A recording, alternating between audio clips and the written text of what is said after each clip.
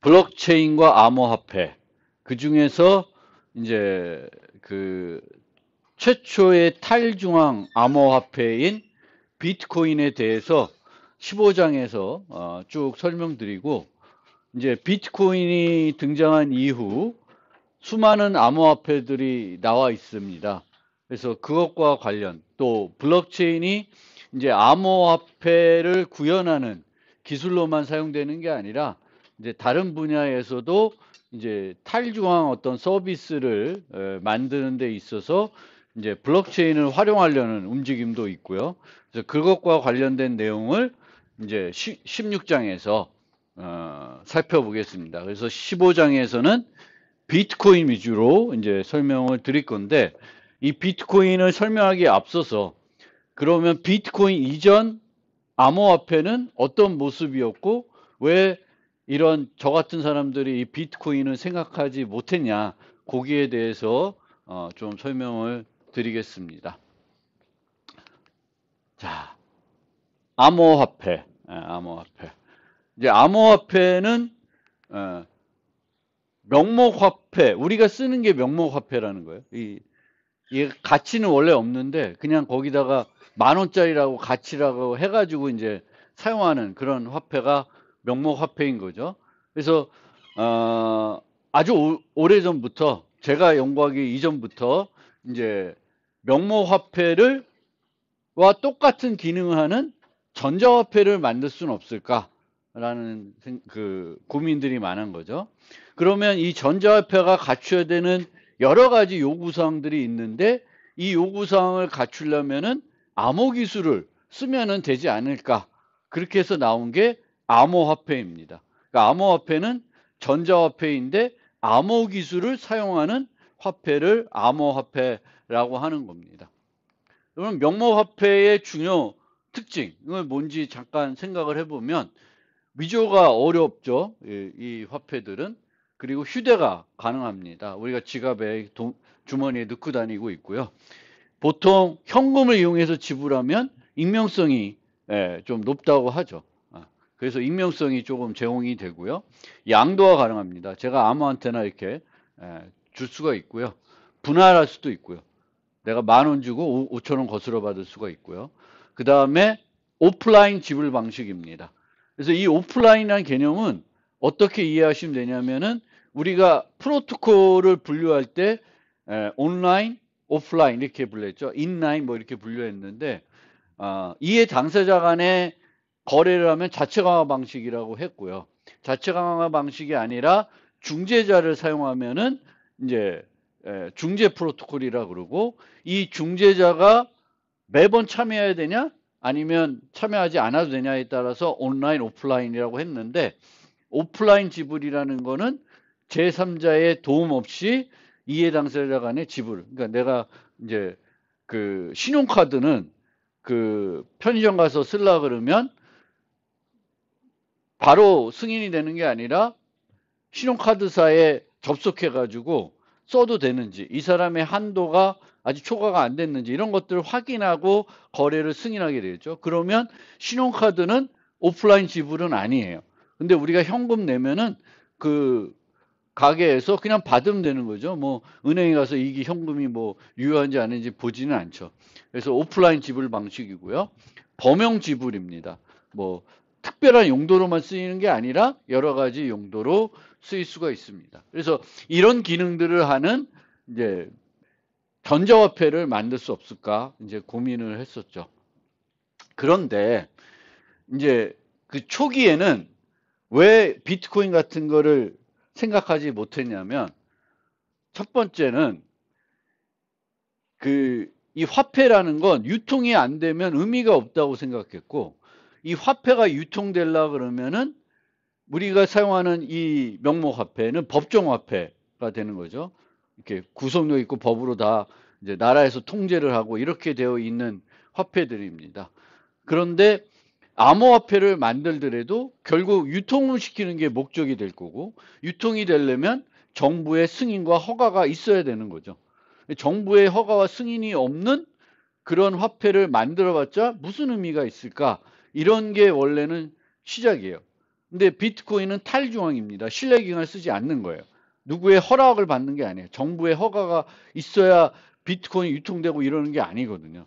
그러니까 제가 연구할 당시에도 탈중앙을 만들어야 되겠다. 탈중앙 만들면 뭐예요?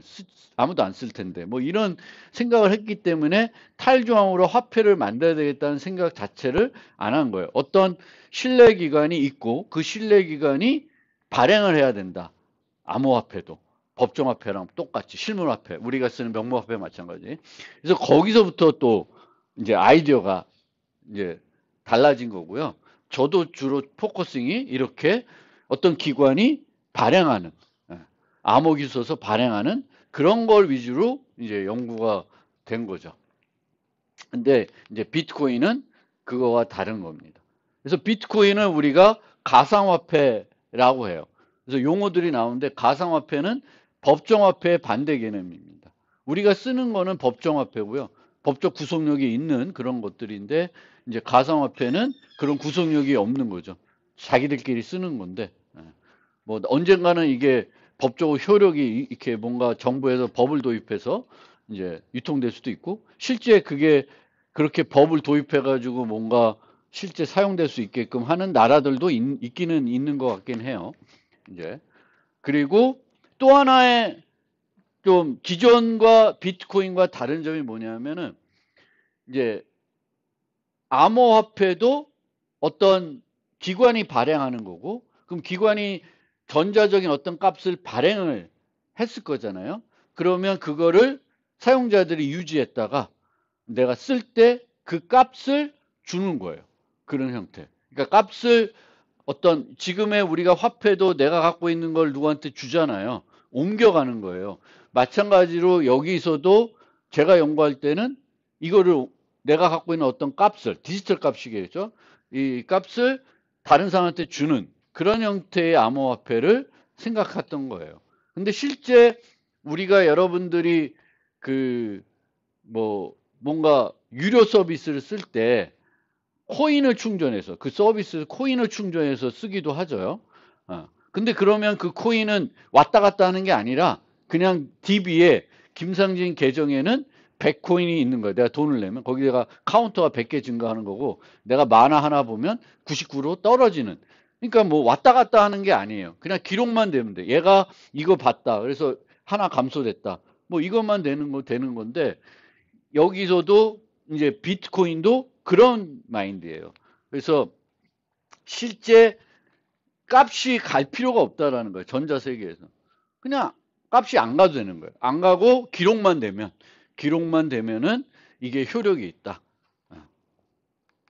그래서 그 경제적으로도 이런 사람들이 money is memory라는 내용이 있습니다. 그러니까 거래 내역들만 잘 유지를 하면은 그 자체가 누가 얼마나 자산이 있다라는 게 명확해지기 때문에 그걸로도 충분히 우리가 경제적인 활동이 가능하다는 거예요. 그래서 실제 뭔가 주고받고 하지 않아도 이 화폐로서의 이제 그 사용이 가능하다라는 건데, 그러니까 예전에 비트코인 이전에는 실물 명목화폐를 흉내내다 보니까 명목화폐가 동작하는 것과 거의 똑같은 형태로 전자적으로 만들려는 생각만 했지 전혀 다르게 해도 된다라는 생각들을 잘 안 했던 거예요. 그러니까 저도 이렇게 편협된 생각을 갖고 있어서 뭔가 색다른 또는 전혀 다른 이런 것들을 생각해서 한번 만들어 보려는 시도들을 못 해봤던 것 같습니다. 그러면 기존에 그러면 그 비트코인 이전 암호화폐들은 어떤 모습을 했는지를 조금 소개를 해드리면 은행에 그러니까 뭔가는 발행하는 기관이 이제 가정을 하고 있습니다. 탈중앙이 아니니까. 그래서 은행이 그 암호화폐를 발행하는 데면 고객은 얘한테 내가 얼마의 암호화폐가 발급받고 싶다라고 요청을 하면은 자기 돈이 이제 계좌에서 빠지고 그만큼 해당되는 암호화폐를 얘가 만들어서 이제 고객한테 줍니다. 그럼 고객은 그 디지털 값들을 유지하고 있어야 되겠고요. 얘가 이제 상점 가서 그걸 쓰고 싶어요. 그러면 유지하고 있던 값을 얘한테 주는 겁니다. 그런데 이 디지털 전자화폐에서 가장 문제가 되는, 해결해야 되는 요소가 몇 가지가 있는데, 하나는 이제 발행을 아무나 못하게, 그러니까 위조가 못하게 하는 게 하나가 있고요. 그 다음에는 이중 사용입니다. 전자값이니까 이거를 한 번 쓰고 또 쓰고 또 쓰고 또 쓰고 복사해서 쓸 수가 있는 거잖아요. 그걸 못하게, 그걸 어떻게 못하게 하냐, 이제 그게 이제 핵심적으로 해결해야 되는 문제 중에 하나인데, 가장 쉬운 방법, 그리고 초기에 많이 썼던 방법은 온라인 방식이에요. 집으로 온라인으로 만드는 거예요. 그래서 여기 보면은 얘한테 발급할 때 323번을 얘한테 줬다라고 되는 거예요. 그럼 얘가 그 일련 번호가 붙어 있는 돈을 써요. 그럼 얘가 바로 물건을 주면 안 돼. 왜냐하면 이 323이 유효한 건지 이전에 썼던 건지 모르니까 그 323번째 동전을 은행에 보냅니다. 그럼 은행은 이거 써도 돼. 이거 처음에 쓰는 거야. 그래서 오케이 승인을 하면 이제 거래가 되는 거예요. 그래서 온라인 방식에서는 은행에서 한 번 썼던 거를 기록해 놓으면 되니까 기록을 해서 이미 썼던 거는 또 못 쓰게 하는 거예요. 그래서 이런 온라인 방식이 가장 쉽게 그 이중사용 문제를 해결하는 방법이 되겠습니다. 그럼 오프라인 형태로, 즉 은행이 이 거래를 도움을 안 줘요. 안 주고 진행하게끔 오프라인 방식으로 지불을 하려 그러면 어떻게 해야 되냐면, 인출된 그 암호화폐를 요 사용자만 쓸 수 있게끔 만드는 거예요. 암호 기술 써서 얘만 쓰게. 얘만 쓸 수 있게. 그리고 얘가 그러면 한 번 쓰면 얘는 이 돈이 한 번 쓴 건지 다른 데 또 쓴 건지는 알 수가 없습니다. 오프라인 방식이니까. 가서 확인하면 되는데 확인을 안 하는 오프라인 방식은 못 쓰게 돼요. 그래서 얘는 그냥 맞겠지 하고 확인을 합니다. 그냥 거래를 합니다. 그 다음에 나중에 어쨌든 명목화폐로 이 암호화폐를 얘는 갖고 있어봤자 크게 도움이 안 되니까 명목화폐로 바꿔야 될 거죠. 그럼 은행에 입금을 하게 됩니다. 근데 얘가 이중 사용했으면 상점 A에서도 똑같은 323을 입금할 거고 어떤 다른 상점에서도 323을 또 나중에 입금할 거예요. 그러면 이제 은행은 이중 사용한 걸 알게 되잖아요. 그러면 이 이중 사용한 거를 이 323번은 얘만 쓸 수 있다는 거 얘가 알고 있기 때문에 얘한테 문제를 그 책임을 지게 하는 거예요. 그러니까 얘만 쓸 수 있도록 만들어 버리면 얘가 이중 사용할 때 나중에 내가 책임을 지게 되는 거예요. 근데 여기서 주로 어려웠던 게 요거예요. 익명성을 보장하는 거예요. 익명성. 그래서 익명성이 보장이 되면서 오프라인 전자화폐를 만드는 게 초기에 그 해결하는 가장 어려운 문제였는데, 그거 정도까지는 이제 해결이 되고 있습니다. 그게 기본적인 아이디어들이 있었어요. 그래서 그런 방식으로 동작을 했고요. 그래서 이 이중사용 문제가 그 이전, 그 비트코인 이전에, 또 지금도 마찬가지예요.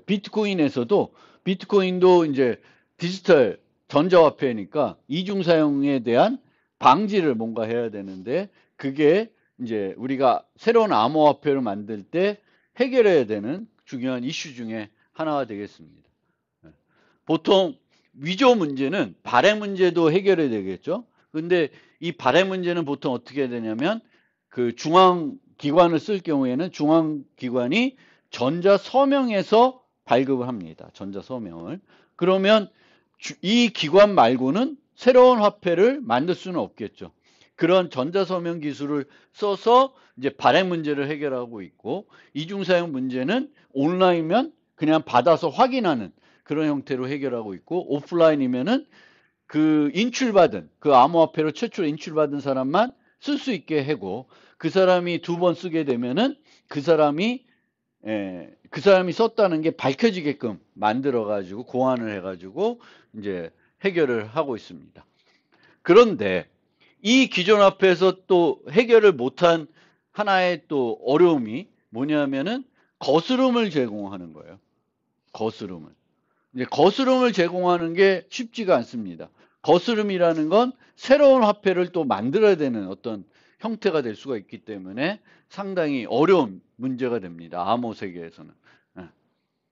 그래서 여러 가지 깔끔하게 해결은 못한 상태에서 저도 나름대로 요 거스름 문제를 해결하려고 여러 가지 연구들을 해가지고 조금 개선된 것들을 발표해가지고 확인은 받았는데 비트코인과 생각해 보면은 어이없죠.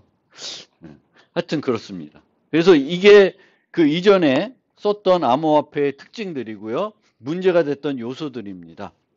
그리고 이 비트코인 이전 암호화폐들은 주로 연구 논문으로 발표되고 실제 현실 세계에서는 유통되고 있지는 못합니다.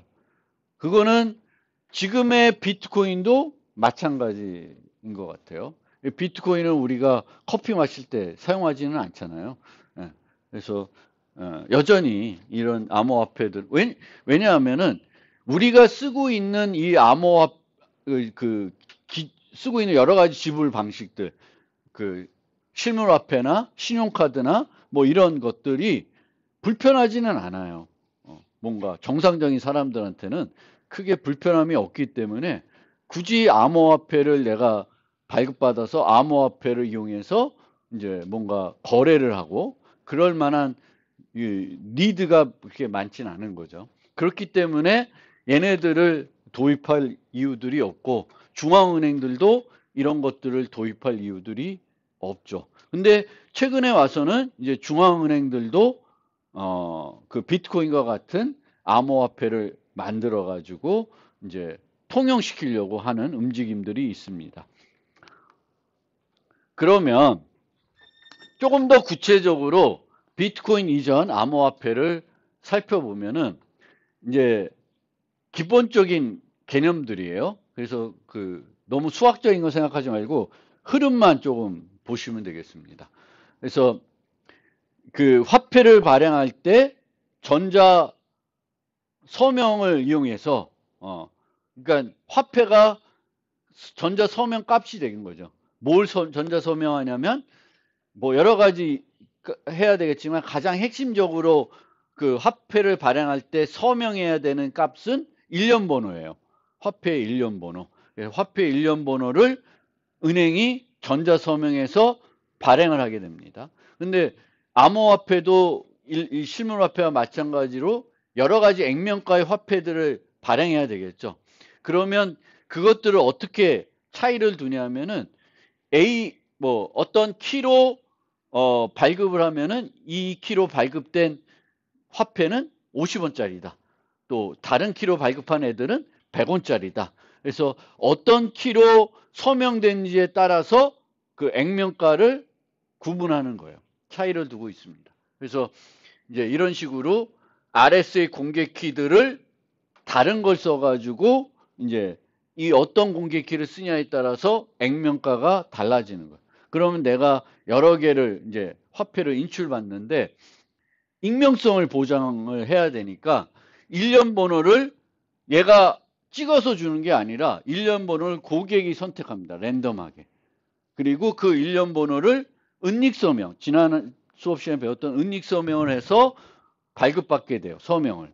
은닉서명으로 발급받으면은 얘는 지금 현재 제 밥이라 그러면 밥이랑 거래를 해서 밥 통장에서 300원을 가져갔지만 내가 준 300원을 100원짜리 3개가 어떤 일련 번호로 찍혀서 줬는지는 모르는 거예요. 은닉서명을 했기 때문에. 그래서 나중에 그 일련 번호의 화폐가 은행으로 들어오면 이게 밥이 썼는지 캐롤이 썼는지 누가 썼는지 모르는 거예요.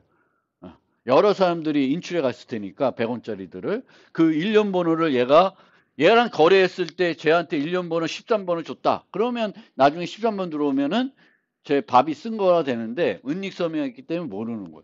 그래서 이런 은닉서명 같은 걸 써서 이제 익명성, 이 고객이 사용할 때의 익명성을 보장해 주려고 하고 있습니다. 근데 이 방식에서는 이제 거래를 할 때 거스름을 줄 수가 없으니까 어떤 식으로 해야 되냐면 딱 맞춰서 지불해야 돼요. 내가 돈을 충분히 갖고 있어도 지불을 못해요. 딱 맞추지만 못하면. 왜냐하면 거스름을 못 받으니까. 그래서 이 예전 환경에서는 거스름이 제공이 안 될 때는 내가 동전들을 막 받아가지고 정확히 맞추지 못하면 내가 충분한 돈이 있어도 사용을 할 수 없게 되는 형태가 되겠습니다. 그게 이제 예전 이제 온라인 전자화폐 형태가 되겠고요. 그러면 이제 비트코인으로 넘어와서 비트코인 이전에는 그렇게 이제 신뢰기관이 그 전자서명으로 발행을 하고 이중 사용을 그 온라인이나 오프라인 형태로 해결을 하고 다만 이제 거스름 문제를 효과적으로 해결하지 못했지만 이제 어느 정도 사용할 수 있는 암호화폐들은 이제 개발이 된 거죠. 근데 이제 비트코인은 전혀 이제 다른 생각을 하는 거죠. 신뢰기관이 없이 탈중앙으로 신뢰기관 없이 화폐를 만들어 가지고 쓰자라는 거고, 화폐를 코인을 만드는데 전자 서명값을 이 어떤 가치를 가지는 게 아니라 이 사용자가 내가 가지고 있는 돈을 이 사람한테 주겠다라는 어떤 내 의도를 말하고, 그 의도가 한번 말하면은 못 바꾸게끔 해가지고 이제 자산이 누가 어떤 자산을 갖고 있는지를 기록을 해가지고 이제 화폐 개념을 쓸 수 있게끔 하는 그런 형태가 이제 비트코인이 되겠습니다. 그래서 비트코인은 서버를 전혀 사용하지 않은 탈중앙 방식이고요. 어떤 신뢰기관 없이 화폐를 발행해서 사용할 수 있습니다.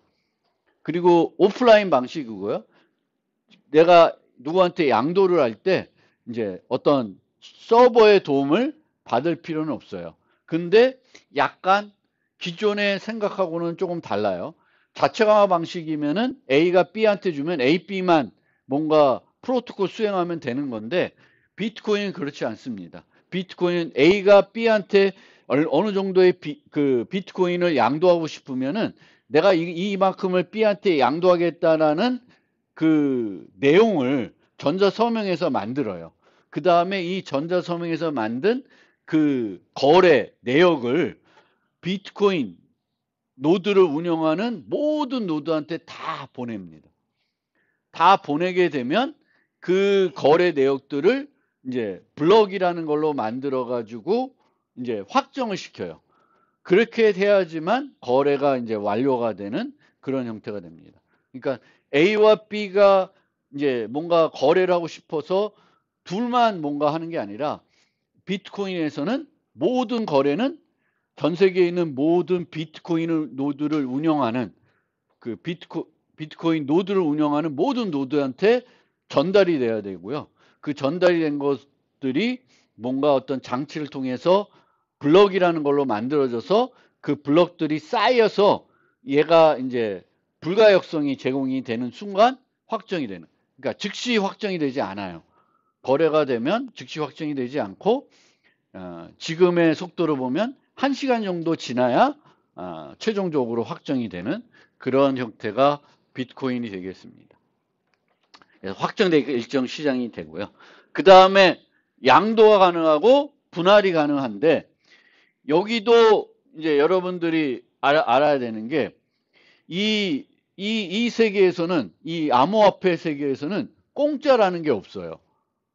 뭐 공짜라는 게 있기도 한데, 대부분 일반적인 이 비트코인 이후 나온 암호화폐들은 공짜가 없는 거예요. 뭔가 할 때마다 뭔가 비용을 내야 돼요.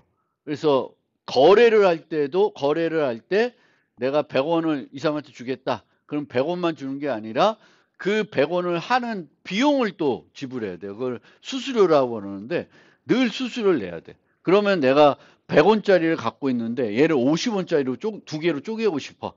그러면 그걸 거래를 만들어야 돼. 그러면 거기에도 또 뭐가 들어가요?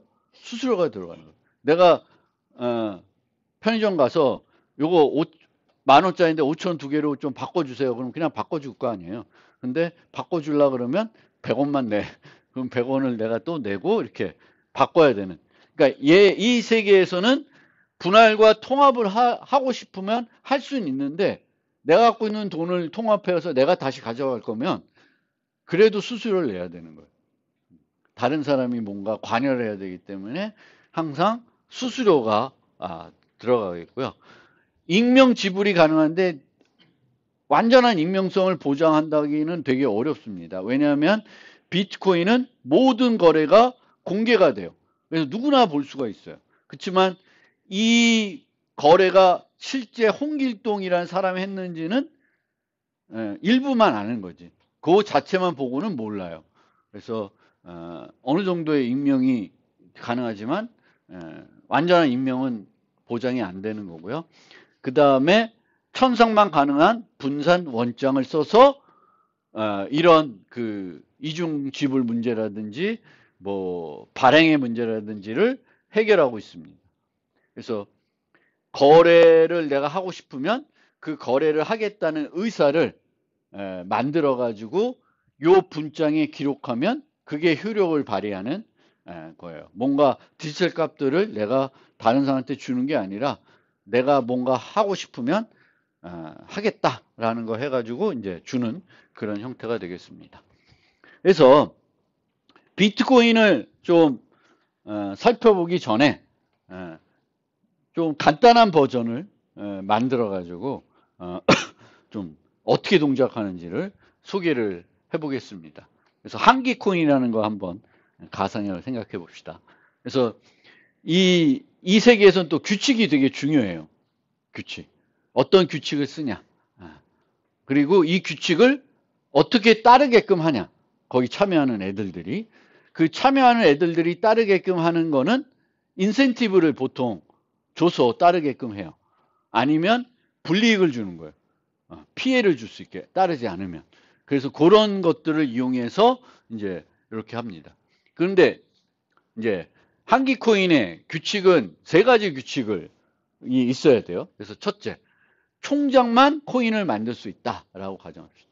총장만 코인을 만들 수 있으면은 탈중앙 화폐는 아니죠. 그래서 탈중앙까지는 좀 나중에 가고 탈중앙이 아니라 이제 중앙 집중적으로 총장이 만든다. 나머지는 비트코인하고 거의 똑같이 만들 거예요. 그 다음에 두 번째 규칙은 코인의 소유자는 다른 사람의 코인을 양도할 수 있어요. 근데 이 코인이라는 용어도 되게 조금 안 맞는 용어인데 그렇게 쓰이는 거예요. 우리는 뭘 만들어요? 거래 내역을 만드는 거지. 그게 일반적으로 우리가 갖고 있는 동전이나 화폐하고는 되게 조금 성격이 다른 거죠. 근데 그거를 그렇게 보통 코인으로 얘기를 하고 있습니다. 그리고 모든 거래는 전체 공개가 되는데 이 공개를 어떻게 하냐면 첨삭만 가능한 원장에 공개한다고 가정을 합시다. 그랬을 때 과연 보장이 되냐라는 거예요. 모든 참여자는 공개키 쌍을 갖고 있습니다. 공개키 쌍을 갖고 있는데 이 공개키를 우리가 쓸 때는 인증서가 필요하죠. 이 공개키가 이 거가 맞는지 안 하는 건지. 하지만 비트코인 또 한기코인에서는 인증서는 안 써요. 그 책임은 오로지 지불자한테 전적으로 맡기는 거예요. 그러면 이 사람이 저한테 돈을 보내고 싶으면 제 공개키를 알아야 되는데 이 공개키가 틀렸냐 맞냐라는 건 이 사람이 책임져야 되는 거예요. 만약 잘못된 공개키를 써서 돈을 줬어요. 그럼 저는 못 받겠죠? 엉뚱한 사람이 받겠죠? 그 책임은 이제 그 지불자에 있는 거예요. 그러니까 우리가 거래를 할 때 뭐 별도 메커니즘을 써서 이 공개키는 김상직 거다라는 거를 보장해주는 뭔가 인증서 같은 거 쓰지 않지만 어차피 동거래니까 그 지불자가 책임지고 이제 물어봐야 되지. 내가 너한테 이제 요거 보낼 테니까 너 공개키가 몇 번이야? 그러면 알려주면 그 서로 믿고 보내야 되는 거죠. 그런 그러니까 개인한테 책임을 맡기는 거예요. 그런 형태로 하고 있습니다. 그래서 공개키를 쓰지만 인증서를 안 쓰고 잘못된 공개키를 쓰게 되면은 그거는 쓴 사람의 잘못이에요. 그러니까 본인들이 확실히 알아야 되죠. 그래서 보통 거래할 때 막 예전에 보면 홈페이지에 그 비트코인 주소 같은 것들을 이렇게 써놓고 있습니다. 그리고 화폐를 나타내는 근데 이제 여기 총장은 코인을 만든다고 했으니까 우선은 총장은 인증서를 사용한다고 가정을 합시다. 그리고 화폐한테는 별도 디지털 정보가 있는 것이 아니고 거래를 원장에 기록하고 이 기록이 화폐의 역할을 한다고 생각하시면 되겠고요. 이 거래는 네 가지 요소로 구성이 됩니다. 헤더, 입력, 출력, 서명. 실제 비트코인의 거래도 요 네 가지 요소로 구성이 되어 있습니다. 그리고 입력과 출력은 모두 여러 개일 수 있어요. 하나의 입력이 아니라. 그러니까 입력이 쓰는 돈이고요. 그 돈이 어디로 갈지가 출력이 해당되겠습니다. 그래서 여러 개일 수 있고요. 입력의 소유자는 모두 같은 사람을 가정하지만 꼭 그럴 필요는 없습니다. 그래서 이런 게 이제 거래가 되는 거예요. 거래가 돼요. 그래서 헤더는 이 거래가 어떤 종류의 거래냐? 여기 보면 이제 생성이라고 되어 있죠. 그러니까 화폐를 발행하는 거래다. 누가 그 화폐는 발행할 수 있어요? 총장이 발행할 수 있으니까 총장이 만든 거래겠죠. 그래서 입력은 하나, 출력은 하나. 근데 입력이 여긴 빵이에요. 얘는 새로 만드는 거니까 입력이 필요 없는 거예요. 근데 출력은 금액이 100원이에요. 근데 100원인데 이 100원의 수치는 여기 플러스 KS의 해시값이 들어가는 거예요. 그러니까 요 공개키에 대응되는 개인 키를 갖고 있는 사람만 요 100원을 쓸 수가 있어요. 요 금액, 요 아웃에 있는 돈들이 실제 사용할 수 있는 돈인데 아무나 쓸 수가 없고 요 거래를 만들 때 여기에 이제 공개키 정보를 넣게 됩니다. 요 수취인의 공개키 정보. 그러면 이 사람만 요 돈을 쓸 수 있어요. 그리고 이 전체를 이제 전자 서명해서 만들게 됩니다. 이 생성이라는 거래는 이제 누구만 만들 수 있어요? 총장만 만들 수 있는 거예요. 그러니까 총장이 이렇게 100원을 만들어서 자기 자신한테 자기 자산의 100원을 늘리는 형태의 거래예요. 그럼 이 거래가 이제 그 원장에 들어가게 되겠고 그 원장을 보면은 아 총장이 100원을 발행했구나 이런 거를 누구나 다 알 수 있게 되는 겁니다. 그럼 이렇게 이런 방식에서는 실제 돈은 이 거래에서 출력 중에 돈 중에 아직 안 쓴 것들이 이제 그 사용자들의 자산이 되는 거예요. 그래서 이런 형태의 암호화폐를 UTXO 기반이라 그래요. Unspent Transaction Output 기반. 그러니까 출력에 있는 돈들이 실제 자산이 되는 거예요. 그러면 여기 보면 이제 두 번째 거래가 만드는데 총장이 100원을 갖고 있으니까 이 100원을 쓸 수가 있어요. 그래서 총장이 이 돈을 누구한테 주냐면 A한테 줍니다. 그럼 양도가 되는 거죠. 양도가. 그럼 이제 A가 이 돈을 쓸 수가 있게 되는 거예요. 근데 이 거래를 만들 때 총장이 서명하죠. 왜냐하면 이는 뭐예요? 이전 거래 T의 첫 번째 출력이에요. 첫 번째 출력. 첫 번째 출력이 얘는 하나밖에 없고 100원이고 이 100원을 누구만 쓸 수 있어요?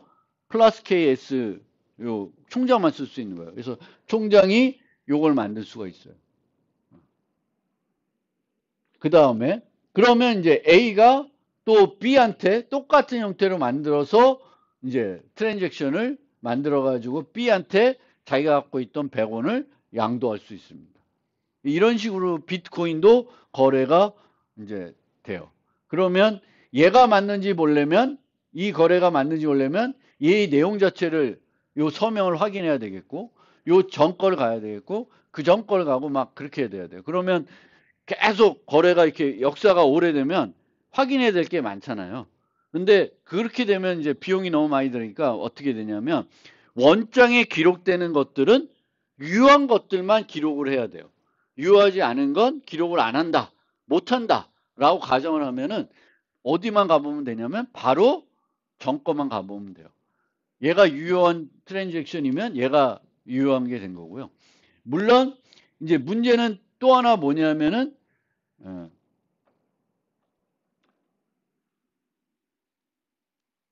얘와 얘가 똑같은 거죠. 똑같은 두 번째 트랜잭션에 이제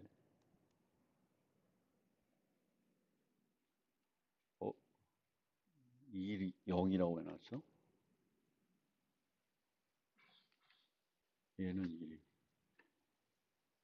두 번째 트랜잭션에 0번 0번으로 했구나. 그러니까 세 개는 0이라고 한 거죠. 0이니까 이 0이니까 요건데 얘와 얘가 얘를 또 쓴 거죠. 그러니까 얘는 뭐예요? 이중 사용을 한 거죠. 이중 사용을 했는지 보려 그러면은 이제 얘를 넣으려고 할 때는 이전 거래가 T2의 0인데 T2 0이 0을 쓰는 거래가 또 있는지를 검사해 봐야 돼요. 그 원장에서 검사를 해서 만약에 있으면 얘는 원장에 등록하면 안 되는 거예요. 그래서 이중 사용은 어떻게 방지하냐면 얘 만들게 되면 얘가 이중사용이라는 거를 보면 돼요. 원장에 있는 내용을 보고 이미 썼던 내용이면 못 쓰게 막아줘야 되는 거예요. 그러니까 얘를 못 하게 되는 거예요. 그 원장에 이제 데이터를 등록하는 게 대단히 이 안전성에 되게 중요한 역할을 하게 됩니다. 그래서 얘를 보고 꼭 유효한 애들만 이제 원장에 기록하게끔 하는 형태로 이제 하게 됩니다. 그래서 이런 식으로 원장에 있는 내용들이 이제 여기 보면 아까까지의 소개에서는 우리가 입력이 하나만 있었는데 이제 입력이 이런 형태면 여러 개 있을 수 있고 출력도 여러 개 있을 수 있어요. 그리고 UTXO 기반이라 그랬죠. 그래서 여기서 아직 이 출력들 중에 쓰지 않은 애들의 합 총액은 뭐랑 같을까? 이 세계에 있는 총 자산은 뭐랑 같아요? 만든 자산하고 똑같겠죠. 여기서 새롭게 만든 건 900원이면 결국은 이 돌고 있는 돈은 900원 밖에는 없겠죠. 그래서 그 900원이만 이제 돌아다니는 거예요. 근데 이 900원이 이 사람 저 사람한테 왔다 갔다 하는 거죠. 그래서 여기 보면 A가 이렇게 300과 450, 그래서 450을 갖고 있는데 얘가 400원을 지불하면 얘 하나 갖고 안 되니까 두 개를 이용해 가지고 지불하는 거예요. 지불하고 보통 내가 지불하면서 나머지는 어떻게 돼요? 나한테 다시 주게끔. 그러니까 여기서는 요 합과 요 합이 어떻게 돼야 돼? 거래 입력의 합과 출력의 합이 같아야 되겠죠. 출력의 합이 같아야 돼. 얘가 더 크면 그건 말이 안 되는 거고요. 100원 갖고 300원 지불할 수는 없으니까 100원 갖고는 100원을 지불해야 돼요. 근데 내가 450원이 있는데 400원을 지급하는 거니까 50원은 다시 나한테 이렇게 돼요. 그래서 여기는 이제 수수료 개념이 없는데 보통은 이제 어떻게 되냐면은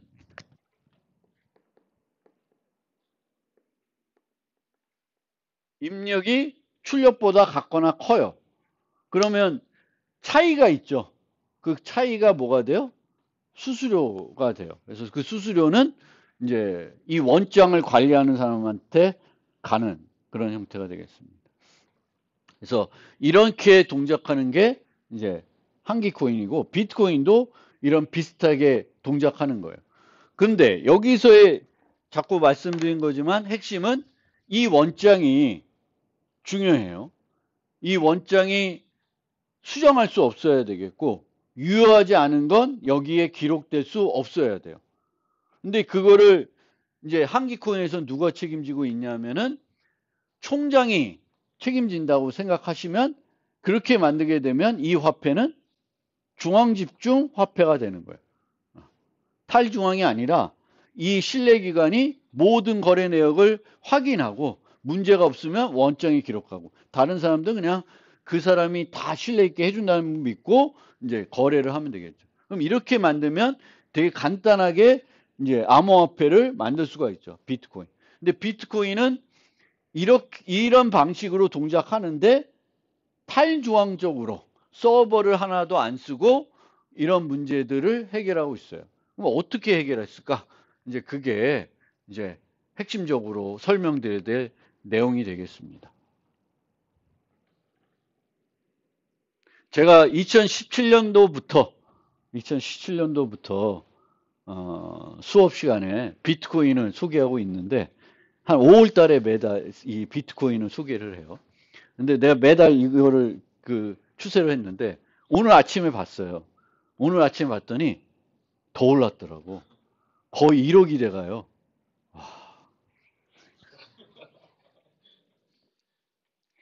내가 이 비트코인을 공부한 게 언제냐면 2016년도에 이제 2017년도에 이제부터 비트코인을 여러분들한테 소개해야 되겠다라는 생각을 갖고 2016년도가 제가 연구년이었어요. 그래서 연구년 때 이거를 이제 비트코인 관련된 논문도 막 읽고 내용 이해하고 막 정리를 그때부터 했는데 그때 하면서 나도 한번 사서 이 경험을 해볼까? 막 이렇게 했어요. 근데 그때 가격이 요때가 300만 원이었는데 그때가 한 100만 원 했어요. 비싸네. 근데 그때도 바보처럼 1BTC가 100만 원인 거예요. 근데 1BTC만 살 수 있는 게 아니라 훨씬 작은 금액, 뭐 0.1BTC, 0.01BTC도 살 수 있거든요. 그때 한 10만 원짜리만 사놨을 거. 그때 100만 원이 지금 1억 된 거 아니에요. 그거 되게 후회되네. 그때 막 그거 해보려고 지갑도 한번 설치해보고 막 이거 막 그거 해볼 생각도 했는데 너무 비싸다. 1BTC가 100만 원이면 100만 원 투자해야 돼? 막 그런 생각했는데 그게 뭐 근데 여튼 금액이 이렇게 돼요. 점점 올라가고 있고요. 급격하게 뛰었어요. 4월 달에. 근데 이게 왜 뛰었냐면은 이제 이 BTC가 발행이 어떻게 되냐면 이제 채굴자가 이렇게 10분마다 하나씩 채굴을 합니다. 이 블럭을 만들어요. 그럼 이 블럭을 만들 때마다 그 블럭을 만든 사람이 신규 코인을 얻게 됩니다. 근데 이 비트코인을 만든 사람이 누군지는 모르는데 그거를 논문으로 발표했어요. 그 사람이. 근데 거기다 가명을 사토시 나카모토라고 썼습니다. 그래서 이 사토시 나카모토가 누군지 모르겠지만 이 사토시 나카모토는 이 비트코인을 생각했을 때 너무 계속 비트코인을 발행하게 되면은 이 비트코인 가치가 이제 하락할 거다라고 해서 일정한 비트코인만 만들고 더 이상 안 만들기로 그렇게 이제 아이디어를 만들어서 진행을 하는 거예요. 그래서 지금 현재 만들어진 BTC의 개수는 이만큼 돼요. 그리고 실제 여기가 210000 되면은 이제 안 만들어요. 안 만들어요. 그래서 처음에는 블록을 만들 때마다 그 블록을 만든 사람이 50BTC를 받았습니다. 근데 그게 일정한 기간이 지나면 반으로 줄어들어요. 25BTC, 그 다음에 12.5, 6.25, 지금 3.125. 그래서 지금 3.125로 됐는데 그 3.125가 언제 됐냐면 지난달 4월 며칠인가 됐어요. 그거를 반감기라 그래요. 그 반감기가 될 때부터 막 기하급수적으로 오르더니 거의 이렇게 됐네. 작년에만 샀어도 이게 3배로 뛰었네. 이러니까 코인 하는 것 같긴 한데. 그래요. 그래서 BTC는 이제 이렇게 되겠고요. 잠깐 어디다 뭘 보여줘야 되나?